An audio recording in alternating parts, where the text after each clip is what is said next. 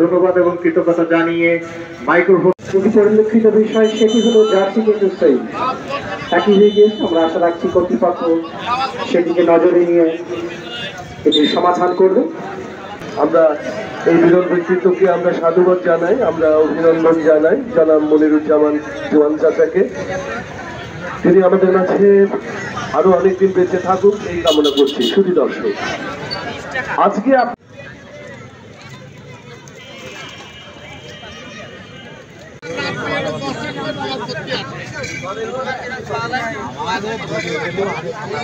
আজকের এই খেলায় উল্লেখযোগ্য দর্শক মাঠে আসতে সক্ষম হয়েছেন। মাঠের চতুর্পাশ দর্শকে কিন্তু কানাই কানাই পূর্ণ, আর গোল সংখ্যা কিন্তু এখন পর্যন্ত। আমি আপনাদেরকে একটি বার্তা আবারও দিয়ে রাখছি, আর তার ব্যতিক্রম আজকেও ঘটবে না। আপনারা জানেন প্রথমার্ধের খেলা চলমান। খেলার ফলাফল চুয়াডাঙ্গা জেলা ফুটবল 11-0, পক্ষান্তরে কুমারখালী ফুটবল 1। আমাদের নাফিজ আহমেদ রাজুকে দেখতে পাচ্ছি, একজন আহত খেলোয়াড়দের পাশে ছুটে যাচ্ছেন। আমরা আশা করবো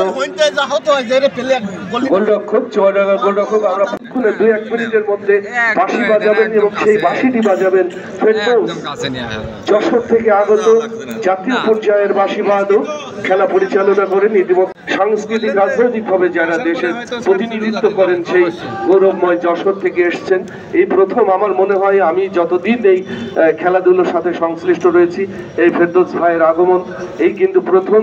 তার দেখা যাক তার সূক্ষ্ম এই বিরল অভিজ্ঞতা থেকে আজকের খেলাটুকু কতটুকু তিনি ত্বরান্বিত করতে পারেন এবং কতটা সৌন্দর্য ফুটিয়ে তুলতে পারেন এবং নির্ভুলভাবে, সেটাই কিন্তু লক্ষণীয় ব্যাপার। উত্তেজনা যে কথাটি বলে থাকি খেলার মাঝে, সেই টান টান উত্তেজনা কিন্তু আমরা এখন পর্যন্ত খুব ভালো লক্ষ্য করতে পারিনি। একথা বলতে কিন্তু আক্রমণ। এই ছিল আমাদের রেফারি প্যানেল। উভয় দলের খেলোয়াড়দের বলছি সৌন্দর্যকে বাড়িয়ে দেয়।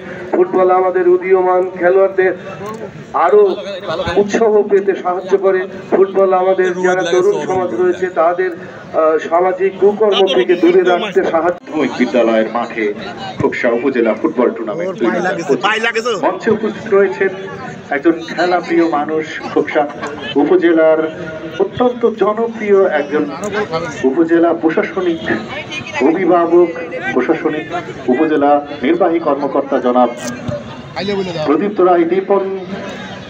উপস্থিত রয়েছেন বিশেষ অতিথি হিসেবে থানা অফিসার ইনচার্জ খোকসা শেখ মইনুল ইসলাম, এছাড়াও আরো অনেক বরেণ্য সাবেক